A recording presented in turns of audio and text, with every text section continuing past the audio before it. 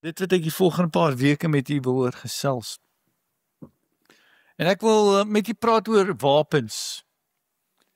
Wapens wat aan ons gegee word deur die Here om te gebruik. En ek is seker u sal saam met my stem dat op hierdie stadium in ons lewens is ons besig met 'n oorlog. Ons is in 'n oorlog. En daar's sekere wapens waar die Here ons gegee het, waarmee ons vertroud moet raak, waarmee ons moet begin leer. En u sal weet ek is mal oor messe. En oral waar ek probeer gaan het in die wêreld, het ek gewoonlik vir my 'n mes of 'n ding wat skerp is gekry. En toe ek in Framyn in Thailand was, het ek hierdie swaard gekry saam. En ek wil dit illustreer vandag en aan die wys. Maar voor ons begin, pastoor het eendag in 'n sonnaarskool laat die kinders vir hom briefies skryf. En een seentjie, dis van die briefies wat hy skryf. The one child wants to know, dear pastor, I would like to go to heaven someday because I know my brother won't be there. Ander enetjie sê, dear pastor, I know God loves everybody, but he never met my sister. Die ander enetjie, Alexander, hy sê, dear pastor, please say a prayer for our cricket team. We need God's help. Or we need a new bowler. En dan last is, dear pastor, I liked your sermon on Sunday, especially when it was finished. Ralph. Hallelujah. So, it's good to be a friendly church, you know. How do you know if a church is unfriendly?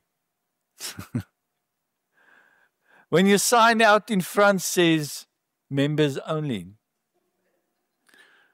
You know, church is unfriendly when the parking meters in the church, there's parking meters in the parking lot. You know, church is unfriendly when the ushers frisk everybody before they enter. You know, it's a unfriendly church when the name of the church is Wrath of God. Church of God. You know, it's unfriendly church when the music director directs the church with a whip. Visitors are required to put their banking details in the guest form. And the ushers pass the plate, and the second time, the bouncers pass the plate. Hallelujah. Ek wil met u praat oor ons arsenaal. Ek begin vandag net met die swaard en om daaroor te praat. Efesiërs 6 is die bekende hoofstuk wat praat oor die wapenrusting van 'n gelowige. En wanneer God ons beklee hy ons in die klere van oorlogvoering. Romeine 13 vers 12 sê, die nag het ver gevorder, dis al amper dag. Laat ons die werke van duisternis aflê en die wapens van lig aangord. In hierdie tyd is jy bewus dat op hierdie oomblik agter die gordyne van die lewens is daar 'n geweldige stryd aan die gang. Tussen die magte van duisternis en van die lig en van God en van Satan wat agter die skerms waar niemand kan sien nie. As ons baie keer net die gordyn kan skuif agter iemand se lewe om te sien wat daar aangaan. En ons sien dat ons hoef nie in hierdie stryd slagoffers te bly nie. Ons hoef nie 'n slagoffermentaliteit aan te neem nie. Jy hoef nie fisies sterk te wees in hierdie stryd nie.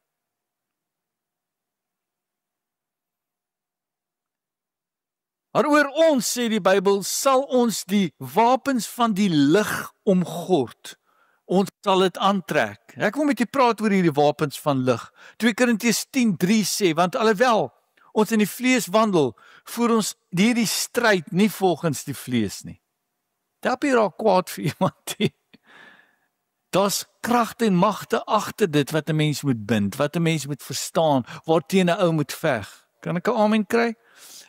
Dit is nie deur vlees en bloed nie, sê die Bybel, maar teen magte, want die wapens van ons stryd is nie vleeslik nie, maar kragtig deur God om vestings neer te werp. Terwyl ons planne verbreek en elke kans wat opgewerk word teen die kennis van God en elke gedagte gevange neem tot gehoorsaamheid aan Christus. Omgord jou met die lig. Omgord jou met hierdie wapens. Dit is 'n interessante geval in Dawid se lewe waar hy probeer om Saul se wapenrusting aan te trek. En hy kan glad nie daarmee veg nie. Almal het gedink dis die wapens, maar God gee vir Dawid 'n slingervel wat spesifiek tot Dawid se styl en sy manier van oorlogvoering. En daarom het die vir ons elkeen geestelike slingervelle, geestelike wapens, waar ons die vyand oorwin en dan gebruik ons die vyand se eie wapen om sy kop af te kap. Enige wapen is gevaarlik as jy dit nie reg gebruik nie. Ek onthou toe ek in die army was, toe ons eerste keer met die R4's gaan skiet, die outomatiese geweer, en ek sal nooit vergeet nie, soos die een ouetjie wat naby aan my gestaan het, sy geweer het gejam, en nou staan hy nou almal so in 'n rytjie, en almal kyk vorentoe, en hierdie mannetjie skree, sy geweer jam, en hy ruk hom so om, en hy sê, korporaal, hierdie ding wil nie skiet nie. Mens moet weet om jou wapen te hanteer. En ek wil vandag met u praat oor die swaard. Jy het nog nie geleer om te veg totdat jy geleer het om die swaard te gebruik nie. Die swaard van die gees waarmee ons beklei is natuurlik wat? Is die woord van God. Jou woord mag dalk nie die vyand bang maak nie. Maar ek wil vir jou sê, die woord van God uit jou mond is die wapen wat sny, wat skade doen, wat oorwinning bring. Die woord van die Here is ons antibiotika teen die bakterieë, teen die geestelike bakterieë,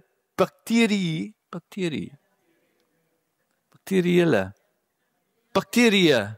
Dankie almal van julle wat baie van dit weet.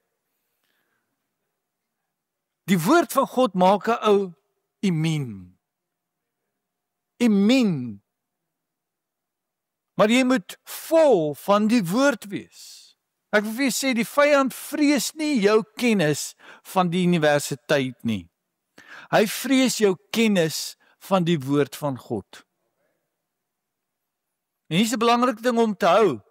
As die duiwel jou aanval, is sy eerste teiken die woord in jou. Dis die eerste ding wat hy aanval. Markus 4 vers 3 verduidelik, hy sê, luister, 'n saaier het uitgegaan om te saai, en terwyl hy saai, het 'n deel langs die pad geval, en die voëls van die hemel het gekom, en dit opgetel. En die saaier saai die woord, en dit is hulle wat langs die pad is, waar die woord gesaai word. Maar sodra hulle dit gehoor het, kom die Satan dadelik en neem die woord weg, wat in hulle hart gesaai is. Terwyl jy hier sit vanoggend, gaan jy aanvalle kry op jou gedagtes. Wat gebeur op die oomblik by die huis? Het ek die stoof afgesit? Het dit gebeur?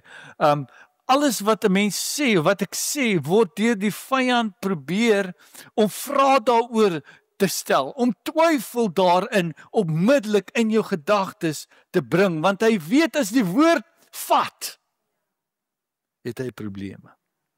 Amen? Dit is hoekom ons op 'n Sondag kerk toe kom, want ons kom om die woord te hoor, nie waar nie? Dis die woord wat jou kos gee, dis die woord wat jou wapens gee, dis die woord wat jou ammunisie is. Sonder dit kan jy nie veg nie. Jeremia 51 vers 20 sê, Thou art my battle axe and weapons of war, for with thee I will break in pieces the nations and with thee I will destroy kingdoms. Om God se byl te wees, is meer as net om op 'n Sondag kerk toe te kom. Maar dit is om betrokke te wees in die proses van oorlogvoering in my lewe. Daar's 'n proses in 'n ou se lewe om battle hard te word. Om reg te word om oorlog te voer. Getting battle hard. Om getemperde staal te word deur die proses van vuur en bewerk te word met 'n hamer. Hierdie swaard is spesifiek gemaak met 'n sekere sterkte staal. En hy's getemper, warm en koud gemaak, en dan is hy getemper met 'n hamer en la oor hom gemaak sodat hy hard kan word. Hy's in 'n proses sodat uiteindelik dat jy hom kan gebruik. Psalm 12 vers 7 sê die woorde van die Here is rein woorde, silwer wat gelouter is in die smeltkroes van die aarde, gesuiwer 7 maal. Die woord van die Here word gelouter in jou lewe. Jy hoor dit hier op 'n Sondag en dan maandag by die werk kom, dan gebeur daar iets. Wat hierdie woord wat jy gehoor het en ingeplant is, nou getemper moet word, gebruik moet word, in die vuur geplaas moet word, gevorm moet word, met die hamer geslaan word. So met wie van u is die Here nog steeds besig? Jesaja 44 vers 12 sê die ystersmid het 'n byl en werk in die gloed en hy maak hom met hamers en bewerk hom met 'n sterk arm. Jesaja 48 sê kyk, ek het jou beproef in die smeltkroes van ellende. Job 23 sê want hy weet hoe my wandel is, as hy my toets sal ek soos goud tevoorskyn kom. Nou, hierdie is nie 'n tweesnydende swaard nie, hy het 'n stompkant wat nou voor is, en dan het hy 'n skerpkant wat agter is, maar die Bybel sê dat die woord van die Here is 'n tweesnydende swaard, al kante toe. En die gedeelte van die lem, wat die werk doen, word die snykant genoem, of in Engels noem hulle the cutting edge. Ons gebruik dit in besigheid om te sê dat ons moet die voordeel behou in 'n sekere rigting. Maar God het vir ons as kinders van die Here bedoel om nie net 'n swaard te wees nie, maar om 'n skerp swaard te wees. Om skerp lemme te hê, want ergens verloor ons skerpte. Ons word stomp. Openbaring 2:4 sê ek het dit teen jou dat jy jou eerste liefde verlaat het.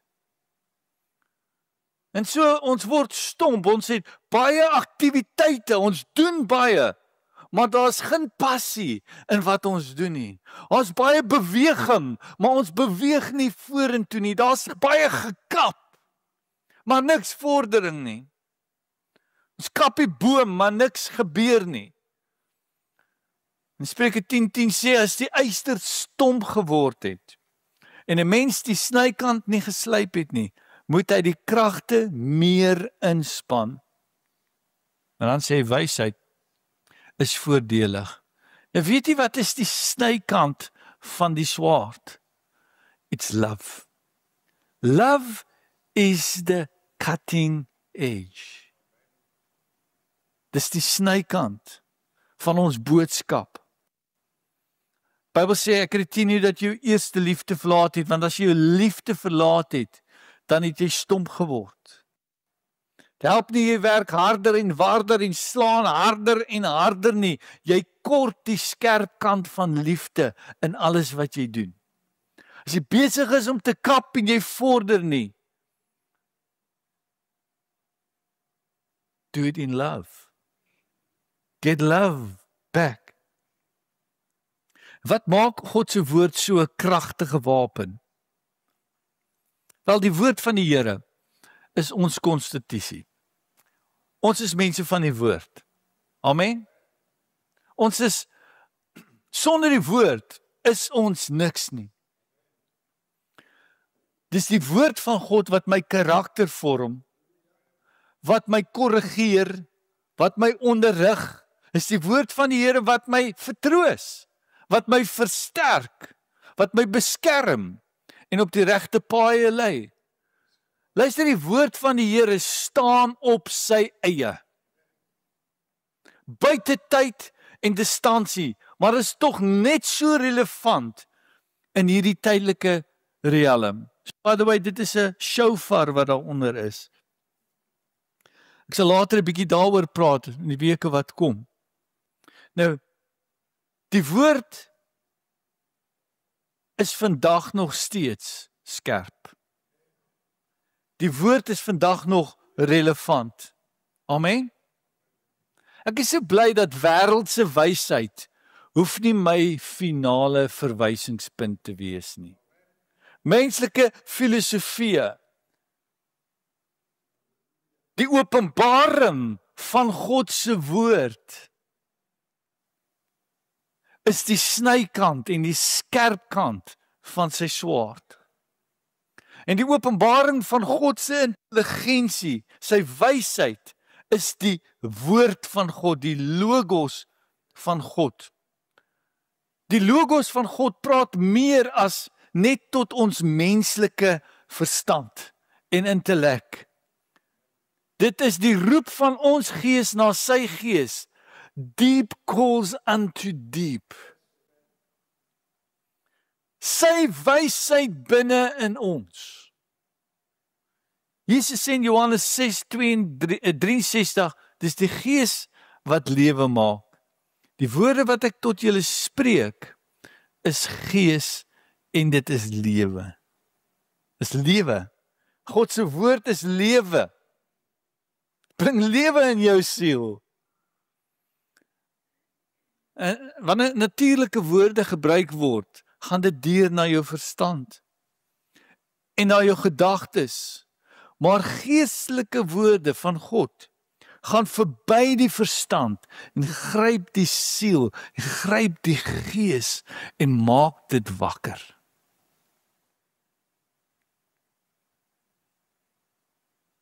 Ek wil vir julle sê, God se woord doen meer as intellektuele wysheid. Dis die gees wat lewe bring in die innerlike mens. Geen ander boek is al so gekritiseer nie. Konings, diktators, regerings, koninkryke het almal probeer om die woord van God uit te wis wat jy vandag in jou hand het. Maar die woord sal aanhou lewe en aanhou triomfantlik wees en aanhou oorwin waar dit gebruik word. If God thought it, Jesus brought it, the devil fought it, and I got it. Amen. Psalm 138:2 sê, For you have magnified your word above your name. God's word is powerful. En ons verstaan dat God die logos en die rema van die woord aan ons bring. Logos is die geskrewe woord van God. Rema is die geopenbaarde, relevante woord vir daai tyd. En dis net soos manna in die woestyn, wat nie gelos kan word om oor te staan nie. So is die woord van God aan ons gegee om daagliks gebruik te word. Kan ek 'n amen kry? Ons het nodig om 'n kerke kan nie museums wees van wat God gesê het jare terug nie. We need to be relevant. So daar is 'n rema gedeel van ons lewens wat ons moet hê. Elke dag waarin ons moet wandel, waarmee ons moet veg. Nou, in baie kerke het die rema van die woord belangriker geword as die logos van die woord. Rema het die fokus geword. Dit gaan alles oor om God te hoor. Wat God nou sê, en stadig maar seker word die fokus te veel op die rema geplaas en nie op die logos nie. Die inhoud van die persoon van Christus word vervang met 'n kits evangelie. Is dit 'n shofar daar? Ek dink nie so nie. Klink nie so nie. Hoe is dit 'n troue, dankie. Wanneer mens die rema begin fokus, sonder om op die logos te let, begin jy 'n obsessie met 'n volgende profesie vir die nuutste beweging, en om dit net nie te mis nie. Alwaar jy belangstel, is die mooiste versies van die Bybel, die favorite verses van gedeeltes. En ons stel onsself nie bloot aan die volle woord van God nie. Ons speel Russian roulette. Jy trek daai dagstukkies en dit is die lekkerste ene vir jou. Maar dit sy plek, dit is niks fout daarmee, maar wanneer jy die rema so aksensieer, sodoende word die essensie van die woord vervang met al hierdie dinge wat net fokus op die latest flavor. En ergens verloor ons die kern, die essensie, die ware inhoud en verruil dit vir 'n afgewaterde godsdiens. 'n aangepaste moderne version. Weet, party mense, die waarheid, party mense is baie gevaarlik met die waarheid. En daarom die rema woord kan nie apart van die logos woord van God gebruik word. Ek gee nie om wat se revelation jy ontvang het, wat se rema jy ontvang het nie. Dit moet saamstem met die logos van God se woord. Amen. Ek dink baie keer dink die Here ook seker, ek het nog nooit daai revelation selfs gehoor in my lewe nie. Want die ding is, God is nie besig om nuwe boodskappe uit te dink vir ons nie. Alles wat hy alreeds vir ons wou sê, het hy in die logos gesit en het hy in Jesus kom demonstreer. Kan ek 'n amen kry? Hy het alles kom duidelik maak in Jesus. Die woord openbaar twee kante van God. Twee kante van God. Ons kry die persoon van Christus aan die een kant en ons kry die beginsels van Christus aan die ander kant. Die woord openbaar al twee. Die een het te doen met my hart en die ander een het te doen met my verstand. Wanneer die woord gelees word, openbaar dit twee dinge. Een, dit openbaar die persoon van Christus en die persoon van Jesus bring my vrede hier op aarde. Maar dan openbaar dit ook die beginsels van Christus wat my materiële voorspoed bring op die aarde. So die woord openbaar nie net 'n verhouding met Jesus Christus nie, maar ook 'n verhouding met die koninkryk. Amen. Dit gee vir my tools vir die koninkryk en dit gee vir my 'n verhouding met die koning. Dit openbaar 'n koning en 'n koninkryk, die hart van die koning en dit openbaar die beginsels van sy koninkryk. Een van hulle bring my die lewe van God, terwyl die ander een vir my die wet van God bring. Die een het te doen met die koning, die ander met sy koninkryk. Die een gaan oor die binnehof bediening en die ander een gaan oor die buitehof bediening. Die een het te doen met 'n verhouding met my koning, terwyl die ander een die instruksies van sy koninkryk mee te doen het. Nou, van hierdie twee, al wat ek nodig het om eendag hemel toe te gaan, is om 'n ontmoeting met die koning te hê. Amen? That is enough. Maar om suksesvol hier op aarde te wees, het ek nodig om die beginsels te verstaan. Die persoon van God, die een kant, berei vir my die hemel voor, terwyl die beginsels van Christus vir my die aarde voorberei. Het jy geweet, jy hoef nie baie te weet om gered te word nie. Jy moet net die koning ken.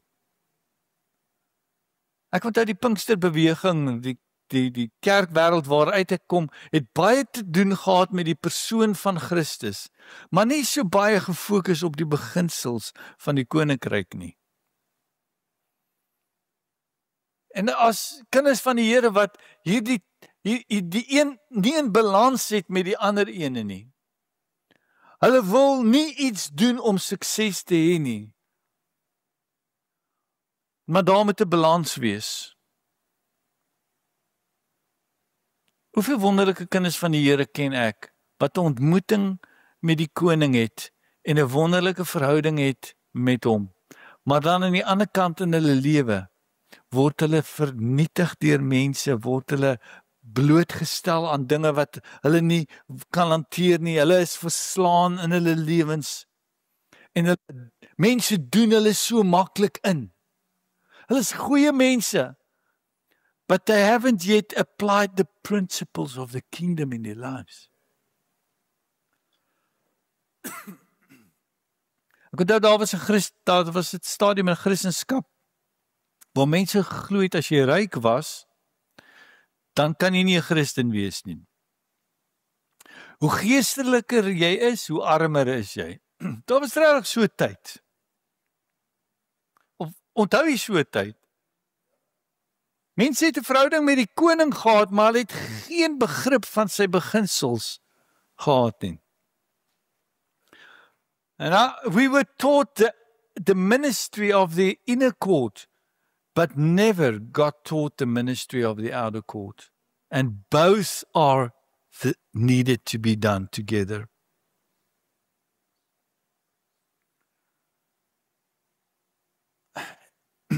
Daar seker dinge wat niks te doen het met die persoon van Christus nie. Daar seker dinge wat ons doen, wat jy suksesvol sal wees, of jy nou 'n kind van die Here is, en of jy nou nie 'n kind van die Here nie. As jy daai beginsels toepas, sal jy suksesvol wees. Amen. Dis koninkryksbeginsels. En weet jy wat, die wêreld is lief vir die beginsels van die koninkryk. Moenie 'n fout maak nie. Hulle is net nie lief vir die persoon of die koning van daai beginsels nie. Kan ek 'n amen kry? So die beginsels van Christus werk soos saai, soos maai. Hierdie dinge werk in die besigheidswêreld. Maar die wêreld waardeer die beginsels meer as die persoon van Christus.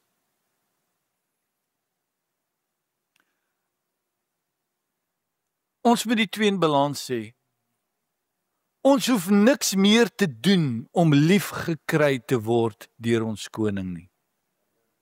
Maar jy moet die beginsels toepas om suksesvol op aarde te wees. Ek is so bly, is dit nie wonderlik dat jou blydskap nie gekoppel is aan enigiets wat God vir jou gee nie. Hy is my blydskap. So ek kan bly wees ten spyte van armoede. Ek kan bly wees ten spyte van siekte. Ek kan bly wees ten spyte, want my blydskap is gekoppel aan hom. Aan die koning, aan die een en wie ek 'n verhouding het. Jou blydskap kan nie gevind word in die outer court ministry nie. Dit word gekry by die inner court ministry. Nie deur iets wat hy vir jou kan gee nie, maar iets wat hy vir jou is. Jy weet, alle dinge wat God gemaak het, is nie gemaak vir ons blydskap nie. Daai kar wat jy ry, jy dink dit gee vir jou blydskap, maar niks wat God vir ons doen, kan ons blydskap gee nie. Wie hy is ons blydskap. Daar gaan niks sy teenwoordigheid vervang in jou lewe nie. Hy gaan nie vir jou iets gee wat sy blydskap in jou lewe gaan vervang nie. Hy is jou blydskap. In his presence there is fullness of joy. At your right hand pleasures are forevermore.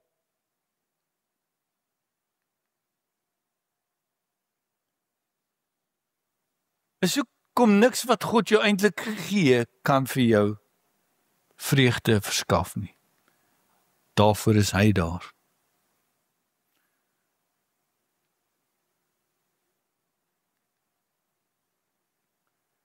God's presence is enough for my joy.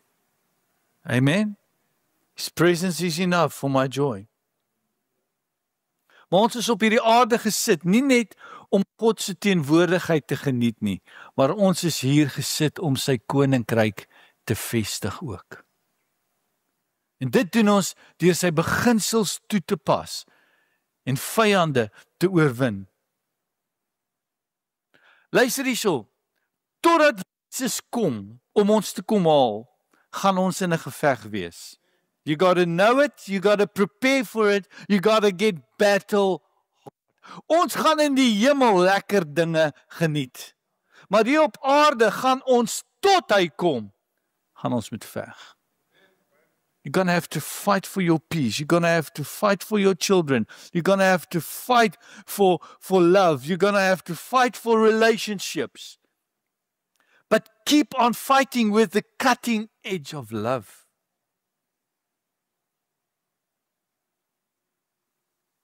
Ons gaan nie net altyd sy teenwoordigheid hier kan voel nie, maar gaan tye wees wanneer ons die vyand in die gesig moet staar en ons moet veg. Luister, elke belofte van God is daar 'n reus in wat verslaan moet word. En elke belofte wat hy jou gegee het,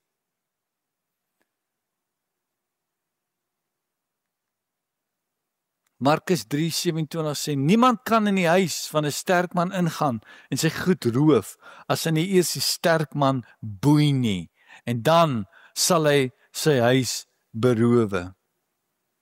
Ek wil vir u sê, ons moet die sterk man op hierdie aarde, wat die Satan is, moet ons boei met die woord, met die gebruik van die swaard van God. Toe Jesus met die duiwel beklei het, het hy elke keer toe hy hom oorwin, toe sê hy die volgende, dit staan geskrywe. Jesus het nooit beklei sonder dat dit geskrywe was nie.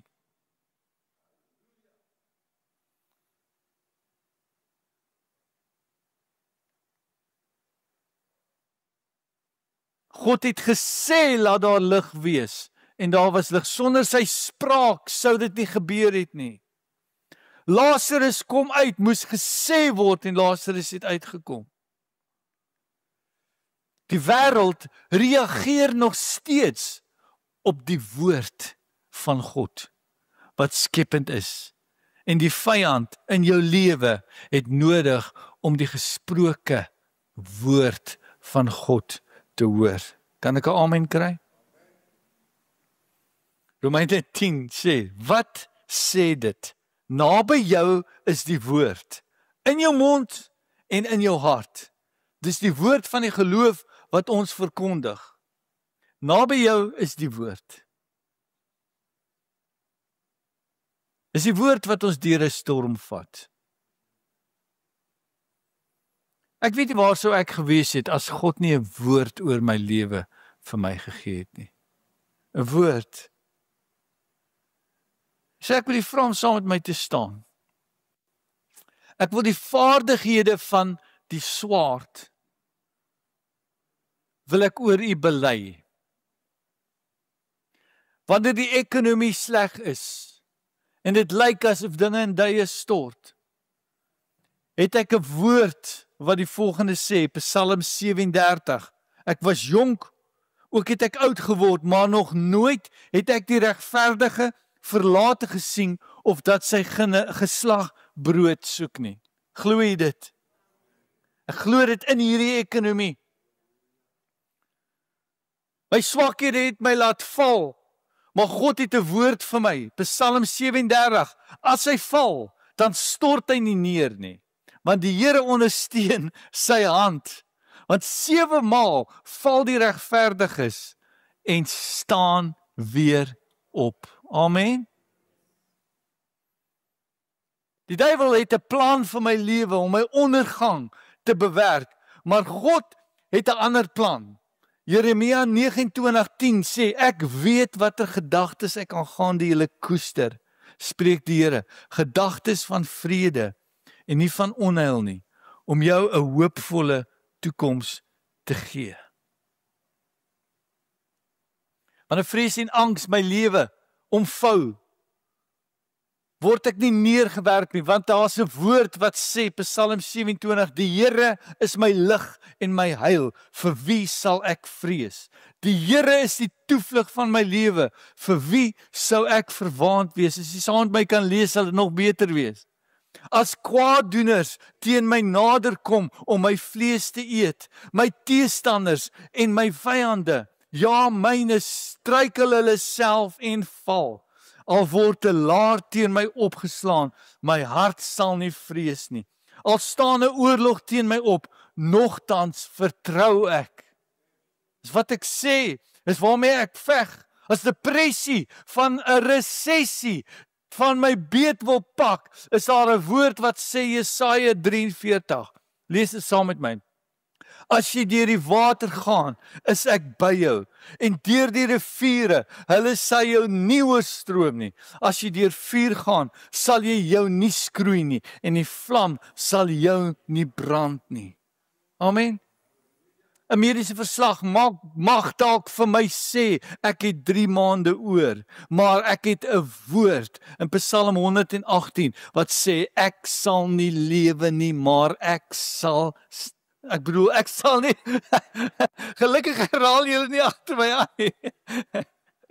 Ek sal nie sterwe nie, maar lewe en die werke van die Here vertel. Amen. Ek het Ester 4:16, waar Ester sê, kom ek om, dan kom ek om. Wanneer siekte in my lewe kom aanklop, dan het ek hierdie volgende woord, lees dit saam met my, Jesaja 53, nogtans het hy ons krankhede op hom geneem, en ons smarte, die het hy gedra. Maar ons het hom gehou vir een wat geplaag, deur God geslaan en verdruk was. Maar hy is terwille van ons oortredinge deurboor, terwille van ons ongeregtighede is hy verbrysel. Die straf wat ons die vrede aanbring, was op hom, en deur sy wonde het daar vir ons genesing gekom. That's the cutting edge of God's sword, is the word of God. Luister, as mense vir jou sê, dit kan nie gedoen word nie, ek wil met hierdie vers afsluit. So hulle sê, it cannot be done. Ek wil jy moet dit saam met my bely oor jou, oor ons gemeente, oor ons lewens. Jesaja 43 vers 18 sê, dink nie aan die vorige dinge nie, en slaan geen ag op wat vroeër gebeur het nie. Kyk, ek gaan iets nuuts maak, nou sal dit uitspruit, sal julle dit nie merk nie. Ja, ek maak 'n pad in die woestyn, riviere in die wildernis. Amen. Halleluja. Vader, ons steek ons hande op en ons gee oor aan U. Ons dank U, Here, dat ons U swaard, die swaard van U woord in ons lewens kan gebruik. Die skerp punt, die snykant van U woord, Here, in liefde opereer in alles wat ons doen. Ons bid, Here, dat U woord nie sal leeg terugkeer nie, maar doen wat U behaag en voorspoedig wees waantoe ons dit stuur vanoggend. In elke omstandigheid, in elke situasie in ons lewens, Here, spreek ons U woord uit. En ons dank U, Here, dat U woord is lewendig, kragtig, skerper as 'n tweesnydende swaard en dring deur tot die skeiding van siel en gees. In die naam van Jesus. Maak ons skerp, Vader. Make us battle hard, so that we can see, taste and see that God is good. En die gemeente sê, amen en amen. Die Here seën. Free audio post-production by alphonic.com.